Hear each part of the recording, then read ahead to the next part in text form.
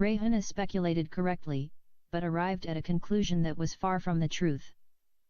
It was true that the old man was interested in her because she was a Muslim woman, but there was more to his favor than just her religion. Her marvelous beauty and young age were his main attraction. Yet, this in itself was not why his fondness for her was growing.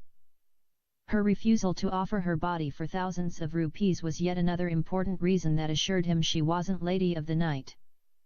But, this was not the only cause of his budding obsession. To understand the reason that led this old Saudi into a crazed longing for this radiant, vibrant young Indian woman, we need to go back a few years and dig out some pleasant and unpleasant memories of his life in India. Sheikh Faiz bin Ahmed came to India for the first time 5 years before. At that time, he was just 64 years old and had 4 wives and many sons and daughters. In fact, he married more than 4 women in his life, but the Islamic Sharia law would not allow him to keep more than 4 wives at the same time. All of his wives were Saudi. In Saudi Arabia, it is forbidden for any citizen of that kingdom to marry an outsider, so citizens had to contend with Saudi wives. The law of his country would not allow him to marry an Arab from another Arab country even if she was a Muslim. Let us recall the case of a Saudi princess who fell in love with an Egyptian national, a man who happened to be one of her many foreign servants. She knew she could not marry him while they were in the kingdom of Saudi Arabia even though he was Muslim. For this reason, she decided to leave the country and elope with him. She took on a male identity and dressed to suit the role. Unfortunately, she was caught at the airport and then summarily executed along with her Egyptian boyfriend. A movie of her story, called The Death of a Princess, was banned in Saudi Arabia and all the Arab countries. Anyway, when Sheikh Faiz bin Ahmed first came to India, it was as a tourist. A famous Egyptian journalist rightly said that the tourism of the Arab man is the woman. Everywhere the Arab men went, they always looked for women. They never bother of visiting even one tourist site. Of course, there are many reasons for their obsession. No one should hastily conclude that the Arab man lusts after sex and women more than men of any other nationality or culture. Neither is the reason attributable to their sexual abilities to marry 4 women at the same time. The main reason for their sexual predation is their religious upbringing, imposed upon them from an early age, a total segregation of male and female. Arab males are not allowed to mix with the Arab females even as children. In their homes, segregation of genders is carried to an extreme with sections cordoned off for males and females.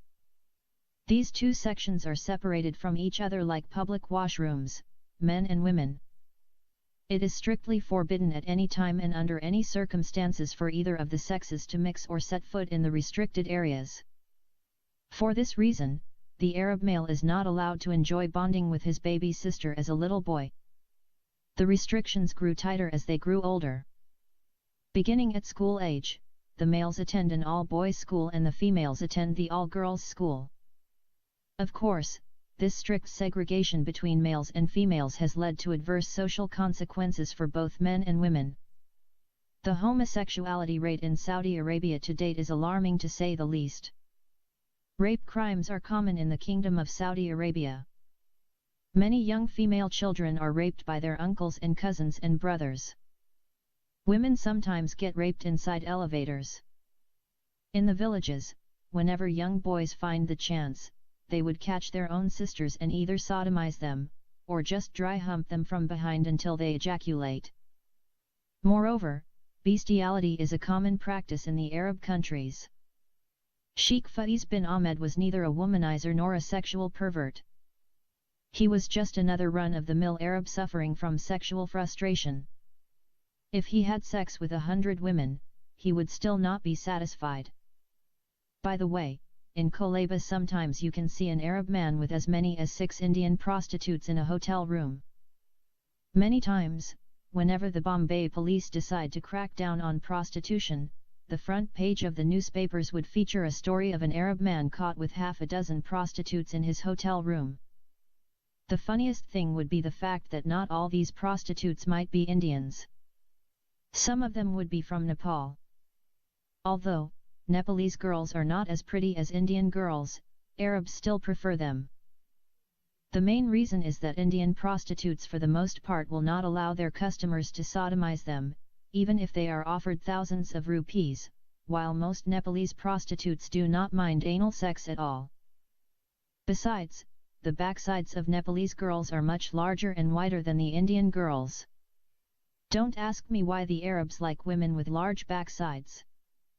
I admit that I have no answer for that question, although I could make a reasonable guess.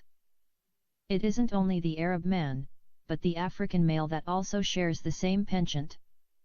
One can understand the problem of the African man. African women do not conform to the media ideal of beauty, and probably use their large backsides and spear-like breasts to attract men. On the other hand, the Arab girls are prettier than the African girls and should have had no problem attracting males. Even though, due to the segregation between sexes and the total concealment of her face and her other feminine qualities, the Arab woman was forced to develop other means to attract the opposite sex. She would deliberately gorge herself with food in order to develop a buxom physique, deemed desirable in the Middle East.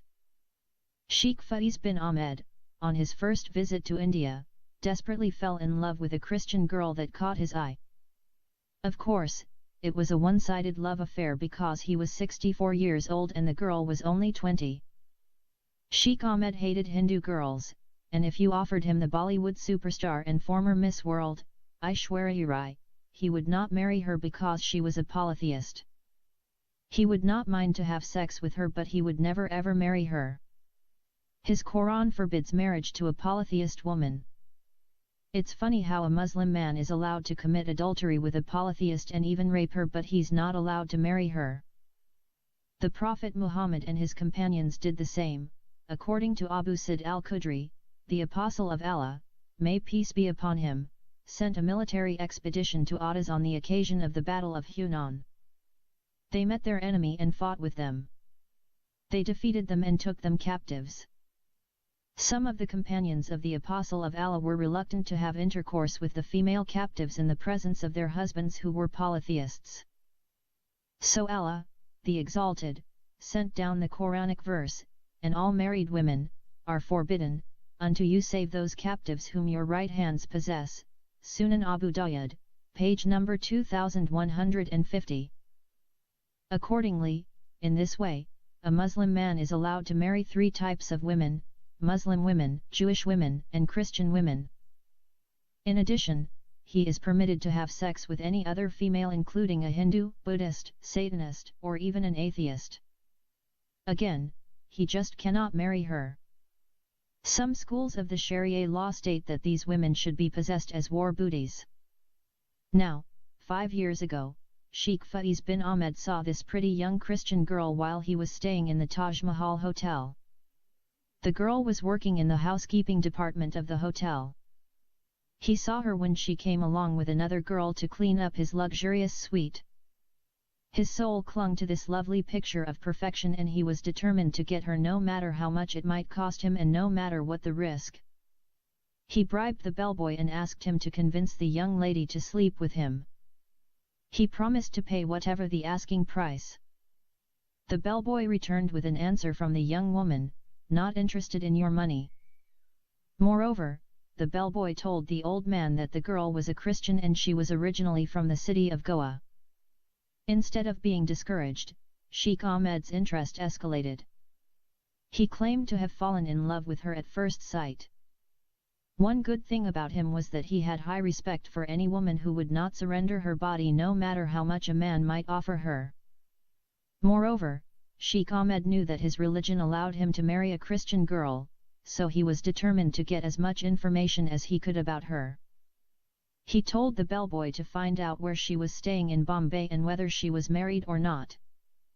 In a short period of time, the bellboy was able to ascertain that she was still single. He also bribed someone in the housekeeping department and obtained her address from the application she filled out when she applied for the job at the hotel. The old man, of course, compensated the housekeeping manager amply for his treasure trove of information. After that, Sheikh Ahmed went with the bellboy and met the parents of the girl and offered them many things in exchange for their daughter's hand in marriage. He promised to buy them a house in a very exclusive area.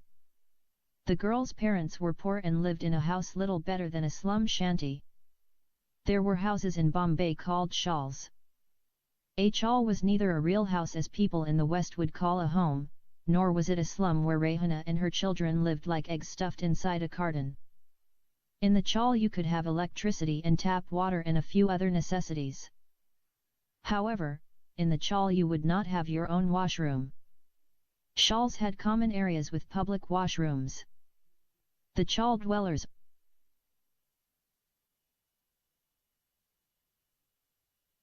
are not rich people and they are not that poor, but they should not be confused with the middle-class people of the West.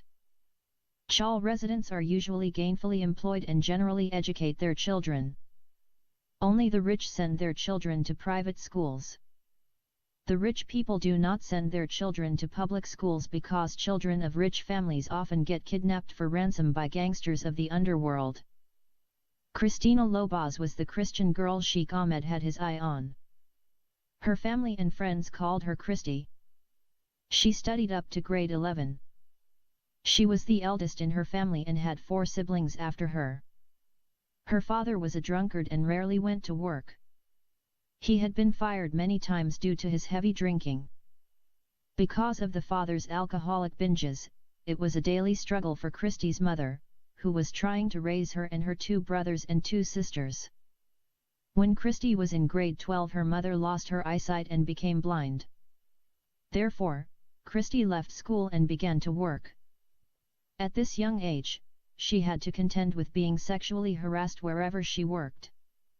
Christy then fell in love with a Christian boy called Bobby. Although Bobby was also from a poor family and living in the chawls, he was a very intelligent young man. He worked in small hotels and motels in Bombay before he finally went to work in the Gulf country of Kuwait and worked there for 2 years. He could not marry Christy because he had a huge responsibility towards his large family. He had to take care of his 4 brothers, 5 sisters, and his parents. He made a promise to Christy that one day he would come back to India and marry her and bring her with him to live. Unfortunately, Saddam Hussein invaded Kuwait and Bobby, like many other foreign workers, had to run for their lives. He returned to India empty-handed and could not fulfill his promise to marry his dream girl, the one he cared for so deeply. Instead, he went back to his small job in a motel and continued to support his family. Although Bobby was struggling to support his family, he still approached Christy's parents and expressed his love and proposal to marry her. Christy's parents strongly rejected this proposition and kicked him out of their chawl. About that same time, Christy had already started working housekeeping at the Taj Mahal Hotel. She was now the only breadwinner in the family. In India, if a girl married, she would become the property of her husband and in-laws. Her family, therefore, could not hope to see a single rupee of her wages. Nonetheless, the love between Bobby and Christy continued to grow. Bobby suggested they get married at the local court, run away together and just forget about their families. Christy strongly rejected this idea because both her parents were disabled, her mother was blind and her father was constantly in an alcohol-induced stupor. She decided to sacrifice her dreams of marriage and having a family of her own until God provide a way for them to be united in wedded bliss. As it seemed, God was indeed working out a miracle and in a most unexpected way. Her disabled parents felt as if God himself had come down from heaven through divine intervention when the wealthy business tycoon, Sheikh Ahmed, approached them and pleaded for their daughter's hand in marriage in exchange for all that riches could bring. He had much to offer and was willing to give the whole world to them when he fell in love with their beautiful Christina. Well, the parents were simply overjoyed and happy to accept this outstanding proposal. They promised Sheikh Ahmed they would convince their daughter to marry him. They were not in the least bothered about the old man's age. This didn't disturb them at all, nor did they consider their daughter's love for her boyfriend, Bobby. They imposed considerable pressure on their daughter until she succumbed to their demands. At first, Christie refused and strongly rejected this marriage proposal.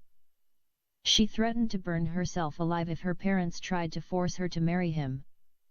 However, she started to have second thoughts on the matter. She calculated and studied her options. She needed to wait for at least another 10 years until all her siblings would finish their education and began to work and support themselves. At that time, her boyfriend might get tired of waiting and decide to marry someone else without all the hassle. Moreover, after 10 years her age might be another factor for her boyfriend and his family to reject her. Christie then realized that Sheikh Ahmed could be a shortcut to fulfill her dreams and marry her true love. Before she made a commitment to the old man, she talked to Bobby and disclosed to him her secret plan. Although hesitant, her boyfriend found her plan to be the only anchor that would snatch them from their desperate situation and move them closer to their goal of being together. So the plan was set in motion. Christie would marry the old man, but she established certain conditions. One of her conditions was she would stay in her own country to oversee the welfare of her parents and siblings. If he wanted to marry her, he had to agree to this term and she would accept his proposal. She would remain a resident of India and he could travel between the two countries to visit her.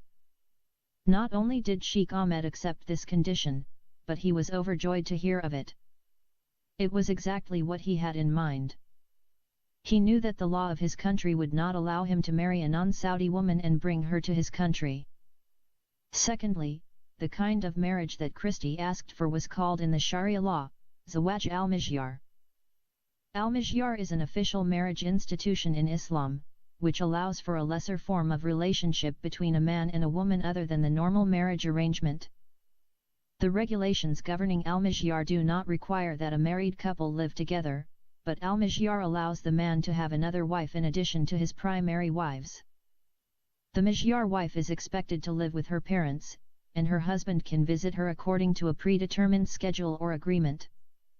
Al-Mihyar marriage has been practiced in Saudi Arabia and Egypt for many years. Christie also demanded that Sheikh Ahmed should buy one house for her and one house for her parents and siblings.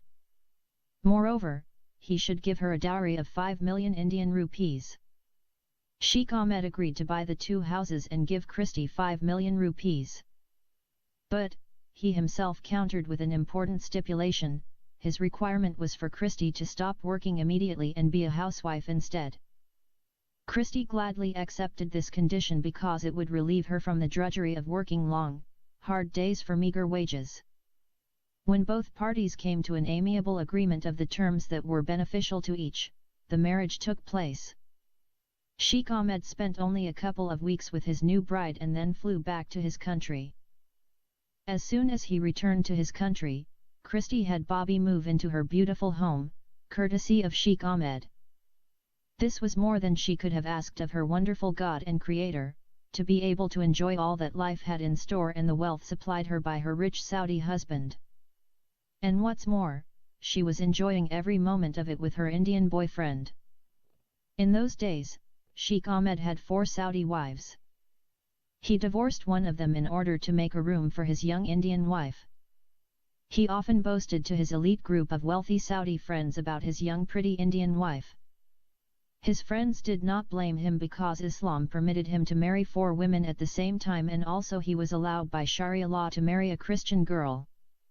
His friends were quite envious of the prize he had acquired after seeing his wedding photos of his young Indian bride sitting by his side in her wedding gown. At the time of their marriage, Christie was 20 years old and 1 month. Sheikh Ahmed was 64 years old and 11 months. Although the difference between the two was 44 years and 10 months, none of his friends could judge him because the Prophet Muhammad was 51 when he married his 3rd wife, Aisha, and it is recorded she was but 6 years old when he married her, 45 years difference between the two. Every 3 to 4 months, Sheikh Ahmed visited his young Indian wife and spent a few weeks with her and then flew back to his country. Whenever he decided to visit, he would call in advance so that she could prepare for his stay with her. Every month he would send between 40 to 50,000 rupees to her.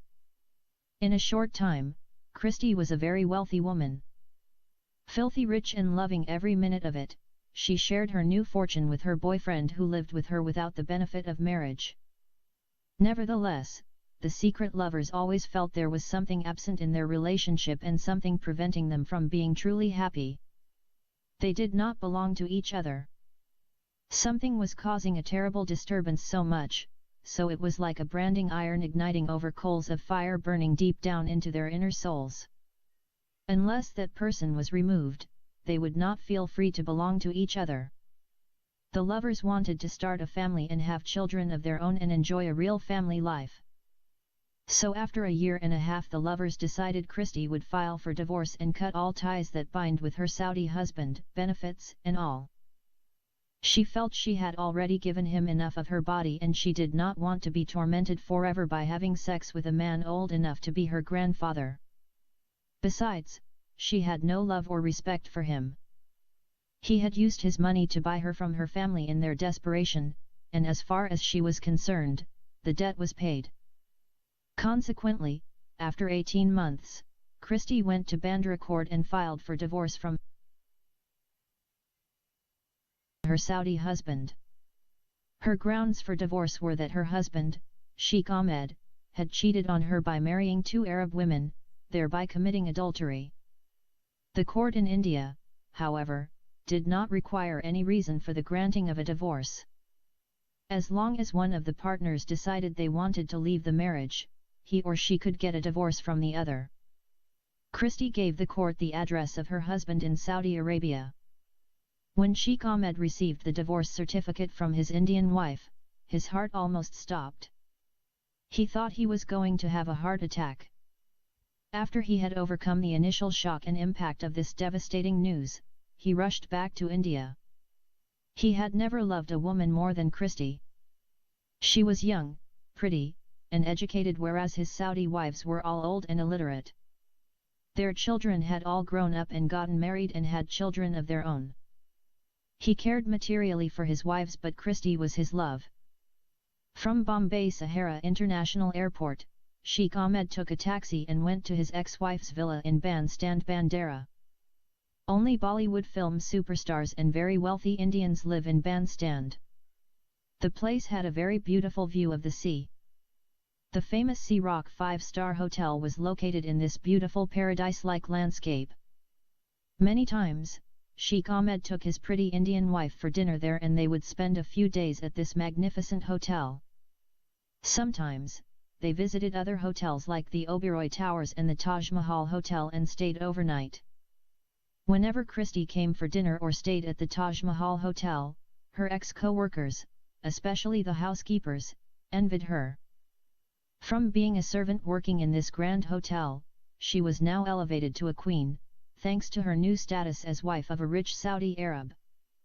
Whatever she wanted the old man provided her: food, drink, entertainment, anything she wanted. Always arrayed in the most expensive attire that only film actresses or wives of wealthy Indians could afford, she was lavished in whatever she fancied from head to foot: gold, pearls, diamonds. Whenever Sheikh Ahmed came to Bombay, his wife would usually pick him up in her expensive Mercedes-Benz automobile to take him to her villa. Christy had 2 other smaller cars as well. All 3 cars were bought for her by her wealthy Saudi husband. She also had 4 maidservants and 3 men servants in her mansion-like house. Each servant had different duties. The first maidservant did the cooking. The second maidservant washed the clothes and linens, and the third maidservant was the housekeeper and swept and cleaned the house. The fourth maidservant was a masseuse. Her duty was to massage Christy's body.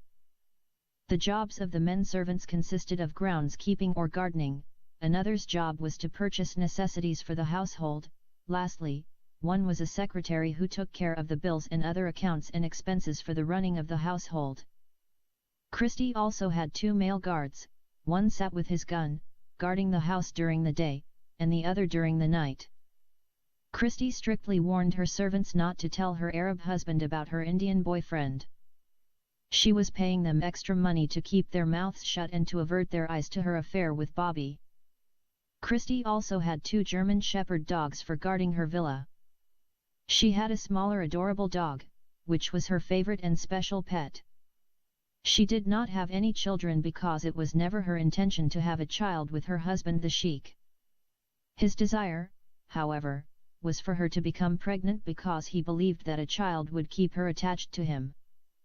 She was smart in making excuses as to why she was not yet with child while using contraception and lying to her husband and deceiving him. However, after her divorce, she married her Indian boyfriend and she became pregnant almost immediately. She was 1 month pregnant when her ex-husband, the Saudi, came back to claim his most prized possession. When Sheikh Faiz bin Ahmed reached his ex-wife's villa, he tried to enter but the watchman stopped him. Then, the watchman called Christie and informed her that her ex-husband had arrived and he was trying to enter the villa by force. Christie and her new husband came at once and confronted the angry old man. Sheikh Ahmed's anger intensified when he saw another man holding his beloved wife's hand. In his Muslim country, if a man came to his house and found a male stranger with his wife, he would kill him and his wife and the law would protect him in defending his honor. However, he was standing on Indian soil and Christie wasn't a Muslim woman to be scared by his threats or his anger. Nevertheless, Sheikh Ahmed continued to aggressively force his way into the house. He was barred entry by Christie's new husband, to whom the old man was certainly no match. Bobby was a big, tough guy and would have squashed him like a bug. Sheikh Ahmed shouted at Christie, "Who is this man and why have you allowed him to enter my house in my absence? This is my husband Bobby, and this is my house and it's in my name." Sheikh Faiz bin Ahmed could not believe his ears when he heard his beloved Christie say she had married another man and claimed that he no longer had a right to enter the residence. A woman would never say something like that to a man in a Muslim country and expect to survive. Her husband would strangle her to death or cut her into pieces and her blood would be upon her head, for the law would clearly be on his side in this matter. He would not be condemned or prosecuted and he would be hailed in his society as a hero, receiving praise and glory for his bravery. If there was ever a need for an honor killing, this was it. But Sheikh Ahmed could do nothing to exact justice that day. When he refused to leave, Christie called the police and he was escorted off the property in an undignified manner, one befitting an unwanted guest and trespasser. After that, the angry old man sought help from some foreign students studying at Bombay University who had come from various Arab countries. The Arab students collectively advised him to forget about this Christian woman and return to his country. Moreover, they told him that if he tried to harm his ex-wife or her new husband he would land in jail and rot in an Indian prison. Sheikh Ahmed did not listen to the advice of the foreign students. He was determined to seek revenge and right this wrong. He took with him one Sudanese student and sought the advice and aid of a lawyer who was also an Indian Muslim. The lawyer knew only too well that the secular Indian laws could not force a woman to stay with a man she did not want to live with and had already divorced. His client could not receive recompense for all the money he spent during his marriage or for the 2 homes he had bought for his ex-wife and her family. Both houses were registered in Christie's name and that was that. Despite that, the greedy Indian lawyer accepted the case and promised to fight it in court with due diligence. He told Sheikh Ahmed the case might take a long time before the court would come to rule in his favor. In India, if the client happened to be a rich foreigner, the lawyer might conspire with the judge and ask him to keep prolonging the case for years. During this long period of waiting for the final ruling, the lawyer and the judge would drain the wealthy client, making him a little less richer, or to the point where he would spend no more to pursue the case. While the court proceedings were going on, someone advised Sheikh Ahmed to go and seek the help of one of the greatest politicians in Bombay. The person that Sheikh Ahmed was told to go to was a famous politician and gangster. He was the leader of the anti-Muslim political party known as Shiv Sena, or Army of Shivaji. Shivaji was an ancient Indian warrior who stopped the advance of Muslims in Bombay. He defeated them and rooted them out of Maharashtra state. The name of the political leader was Bail Thackeray. Thackeray was responsible for the destruction of the Babri Mosque in Ayodhya city. He stirred up the religious sentiments of the Hindus by convincing them that the Muslims built their mosque in the birthplace of their Hindu god Rama. Historically speaking, Thackeray was right. 200 years before, during their invasion of India, Muslims destroyed the temple of the Hindu god Rama, and built in its place a mosque. According to the Belgian historian, Conrad Elst, the Muslim conquests, down to the 16th century were for the Hindus, a pure struggle of life and death. Entire cities were burnt down and the population massacred, with hundreds of thousands killed in every campaign, and similar numbers deported as slaves. Every new invader often literally built his own hills made of Hindus' skulls. As a contribution to research on the quantity of the Islamic crimes against humanity, we may mention that the Indian subcontinent population decreased by 80 million between the year 1000, conquest of Afghanistan, and 1525, end of Delhi Sultanate. The American historian, Will Durant states, the Islamic conquest of India is probably the bloodiest story in history. It is a discouraging tale, for its evident moral is that civilization is a precious good, whose delicate complex of order and freedom, culture and peace, can at any moment be overthrown by barbarians invading from without, or multiplying within. The Indian philosopher, Swami Vivekananda, who gained masterly in the Islamic history, says about the Muslim invaders, their watchword is, there is one God, Allah, and Muhammad is his prophet. Everything beyond that not only is bad, but must be destroyed forthwith, at a moment's notice. Every man or woman who does not exactly believe in that must be killed, everything that does not belong to this worship must be immediately broken, every book that teaches anything else must be burnt. From the Pacific to the Atlantic, for 500 years blood ran all over the world. That is Mohammedanism, Islam. Bale Thackeray told his Hindu followers to travel to Ayodhya and destroy the Muslim mosque and rebuild the temple of their god Rama.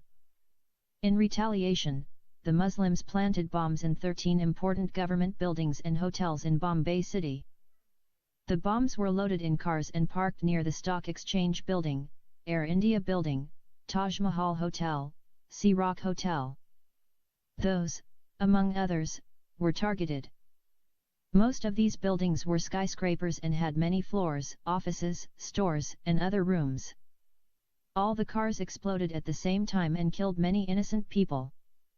It was a Friday afternoon when this cowardly terrorist attack took place.